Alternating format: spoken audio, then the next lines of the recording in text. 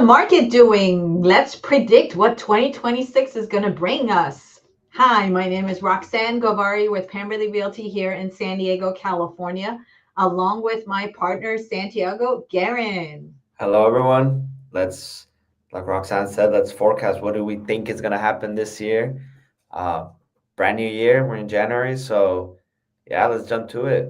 What do you think, Roxanne? What are your first initial thoughts on this year's market compared to last year? Well, let's hear it from the experts. So I just came back from a real estate conference, and I have some slides that I want to share from a company called Keeping Current Matters. Okay. And the real estate conference that I went to is called Tom Ferry Elite Retreat, which is a real estate conference for basically the cream of the crop who are in that program. Yeah. So I'm going to share and I'm going to share and basically first start with this notion of interest rates and how we see them and how and what we think of them and what is their effect on the market. So let's start with this one first. Mm-hmm. And as you can see, this shows the mortgage rate trends in last year. So we from January of 2025, which we were at about 7%, to December of 2025, we were below 6.2%.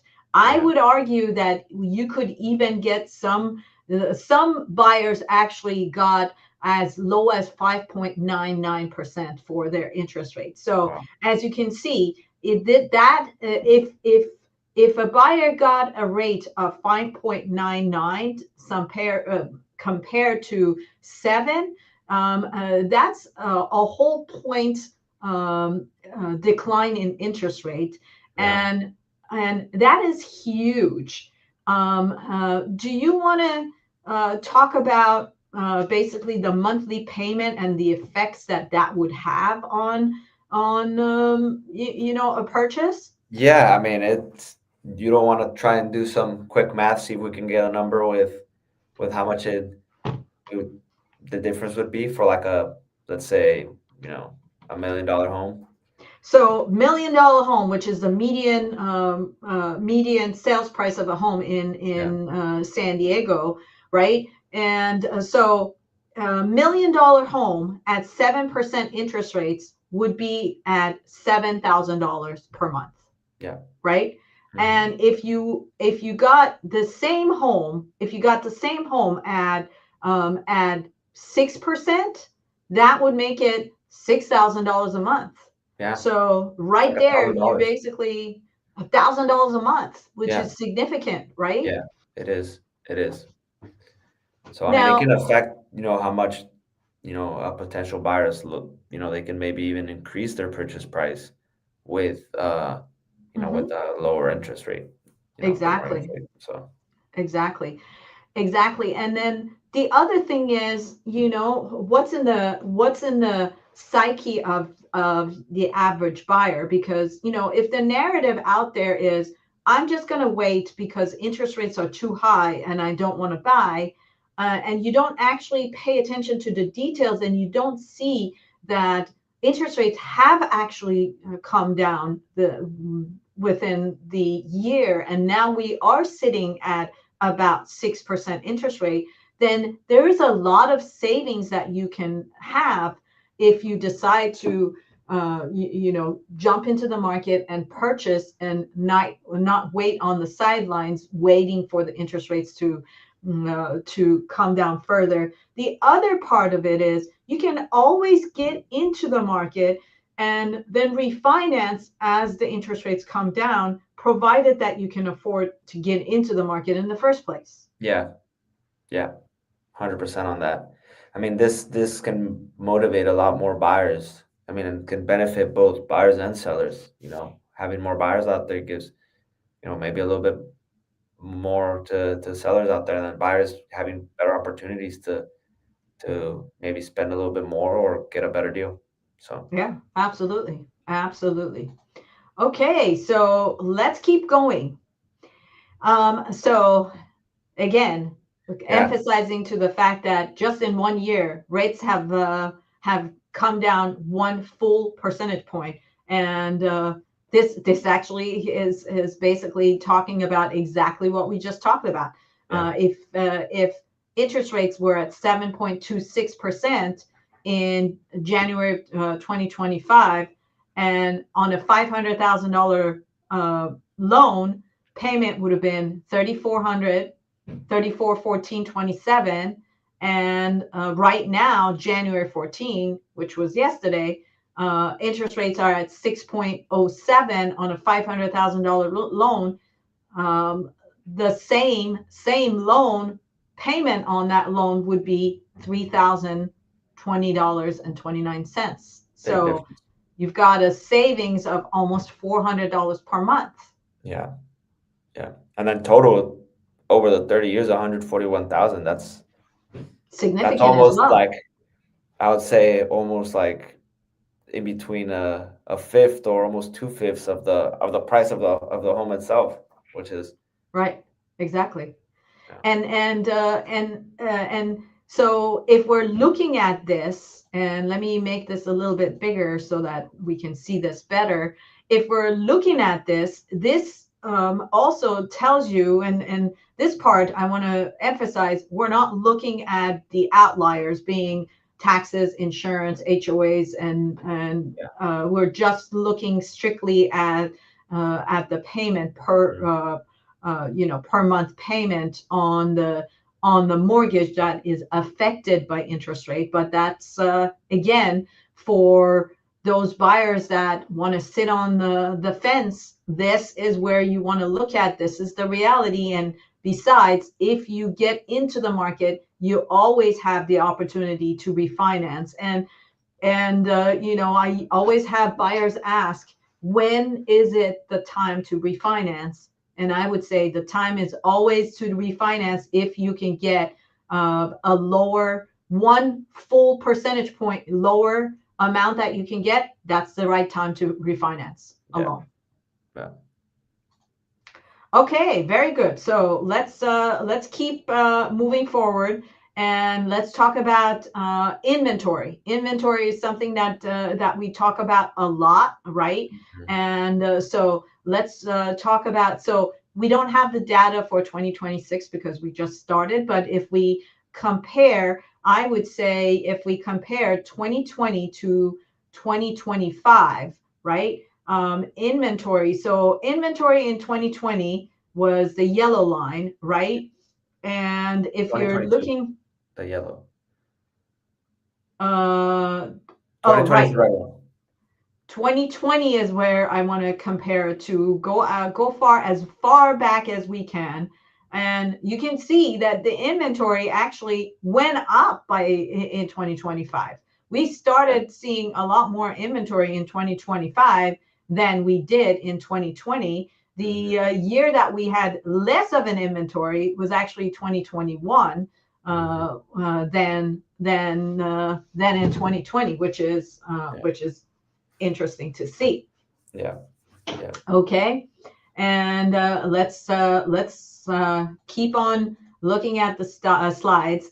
Um, this is a good one. This is a good one because we're always wondering, right? We're always wondering how much equity do we have in our homes, because when does the market get in trouble? The market get in trouble when there is not enough equity, when people get into financial trouble and they mhm, cannot get out of it by selling a house and cashing out on the equity that they have. yeah, And if you're sitting there as a buyer and thinking, okay, you know what, I'm going to wait because this market is going to crash or this market is going to decline. That is okay. That is a notion that you can think about, but when people are sitting on a whole lot of equity, that's not going to happen. Yeah. Because when you get in trouble, you can always Yeah. basically sell or get a home equity loan, and that will get you out of your financial troubles. And if it gets you out of your financial troubles, either temporarily or until you can, build your life back up, Yeah. then there's no reason for your home to go into foreclosure or become a short sale. Therefore, price of homes are not going to skydive. And so if you're a buyer sitting and waiting for that to happen, um, you know, uh, don't Yeah. wait. No. Don't Yeah. wait. Exactly. Okay, so let's look at what's happening with prices cooling off, right? Mm.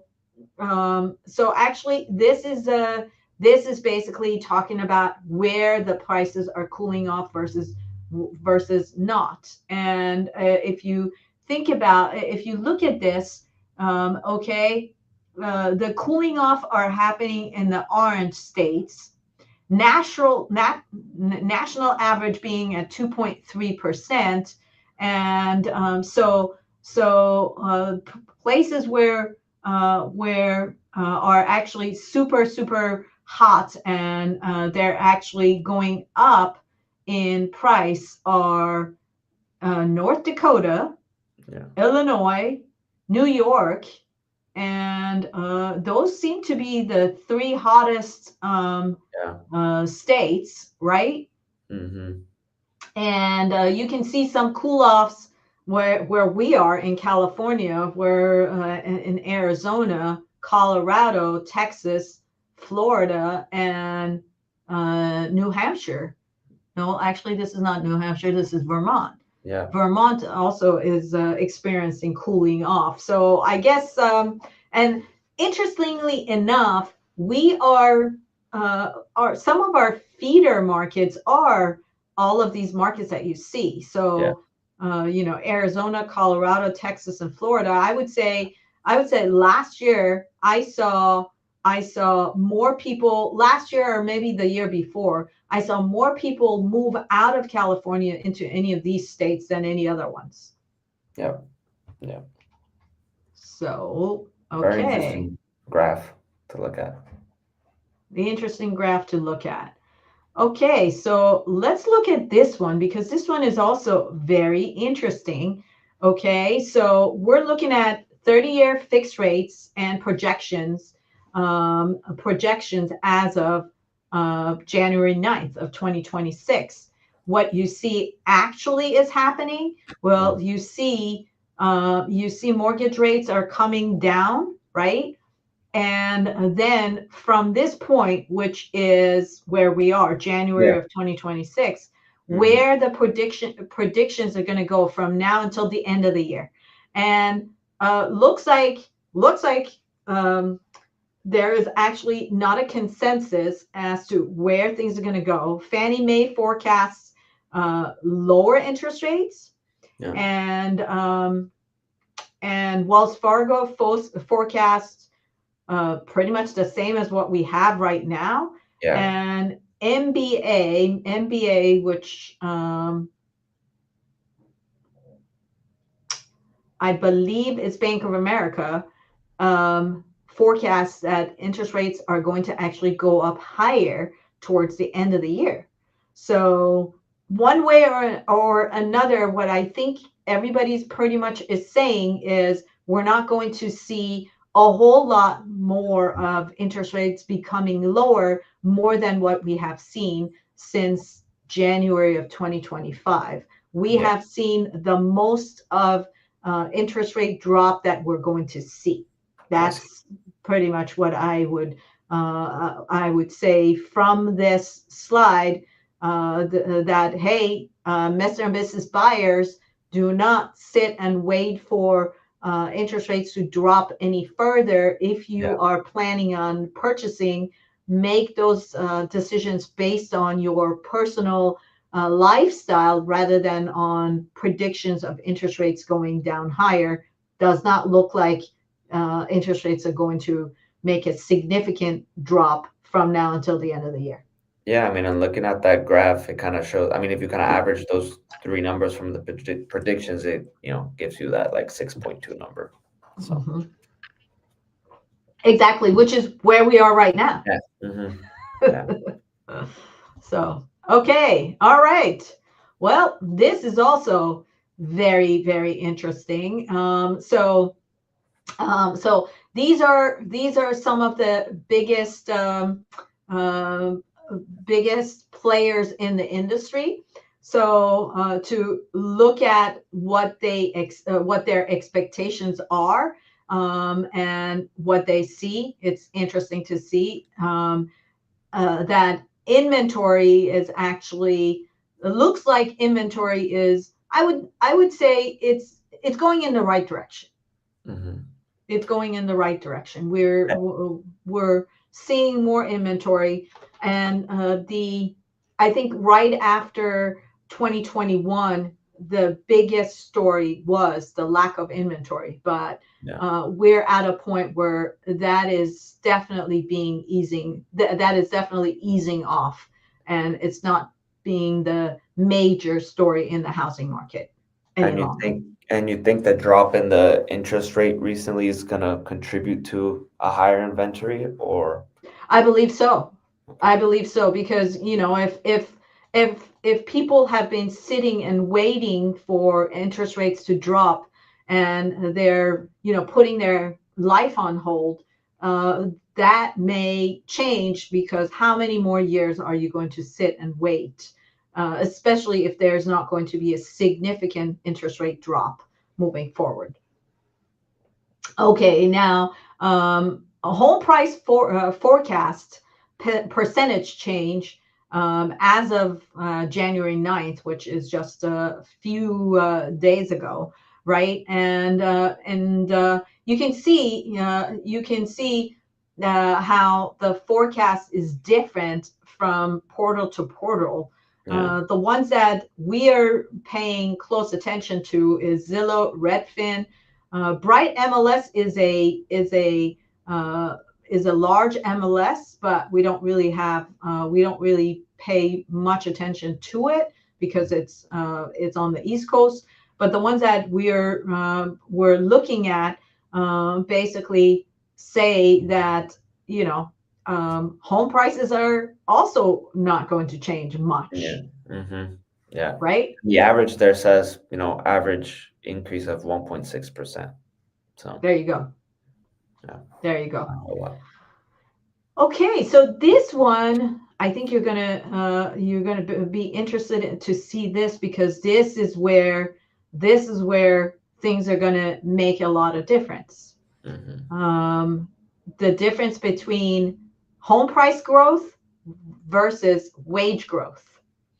Okay. So what we saw, so 2018 was a year where things were very affordable. hmm 2019, we saw that home prices started really going up, Yeah. hmm right? Look Yeah. at the wage growth versus the price of homes, Yeah. and tell you the reason why something like this is so very powerful Yeah. is we bought in 2019. I had no idea. Yeah. I had no idea that this was happening, actually. Yeah. I hmm know that by the year 2021, everybody was aware that, okay, home prices compared to wages had gone way up, Yeah. right? hmm But in 2019, I did not know anything about Yeah. this. Yeah. And look what is actually happening. Yeah. What is starting to actually happen. The Um, home price growth is not as much as the wage, basically. right, right. So for younger people that are trying to get into the housing market, this kind of data is really, really important, because it Yeah. basically says there is hope. Yeah. Yeah. There is hope. What I need to do is I need to save. I Yeah. need to save a lot. I need to start learning to budget for my household. And if I do that, there is definitely a path to home ownership and it's going to happen, Yep. Yep. right? Very interesting graph. Very interesting. Very interesting graph. Very interesting graph. So let me see. Let me see. This is so the difference between wages. Okay, so these two are pretty much the same. And uh, uh, again, home sales are expected to grow, and this is an interesting one because this is not normally what we think about, but from 2024 to 2025, we actually did go up, but very very slightly. But Yeah. in 2026, there is an expectation that there's a lot more sales compared to 2024 compared to 2025. And we've got to get busy and start working on that. Yeah. I agree. So, so on that note, Yeah. we'll end our predictions at this point and put our ask in front of our audience. What do you think? Yeah, I definitely do. So Yeah, so I mean, there's Roxanne's number. Feel free to give her a call. We can help you get purchase your home or even sell. So make sure does to it reach have to out to be us. in San Diego? 100%. Yep. Anywhere in the U.S. We're here to help. Anywhere in the U.S. because we have our partners all across the country, Yeah, and wherever you want to buy or wherever you want to sell, you can reach out to me or you can reach out to Santi, right there. and we can help you. We can give you advice, and we can interpret the data. We can look into your situation, and we can definitely help you. There's the Instagram right there too, where we have our posts. We have a lot of reels in there, a lot of information, valuable information in there. So feel free to follow there. You can also follow us on Facebook. Roxanne puts a lot more things on Facebook too as well. Good information on the market, what's going on. You can check our website. You can see everything that's going on with Pemberley through there. So make sure to check it out too. And yeah, and then I mean, if you're watching on YouTube or yeah, YouTube, just thumbs up, subscribe. Make sure you're following so you can see the next videos that we're releasing soon, and yeah, and be on top of our day to days. Absolutely. And thank you, audience, for joining us. We appreciate you being part of our community and to watch the content that we're putting out.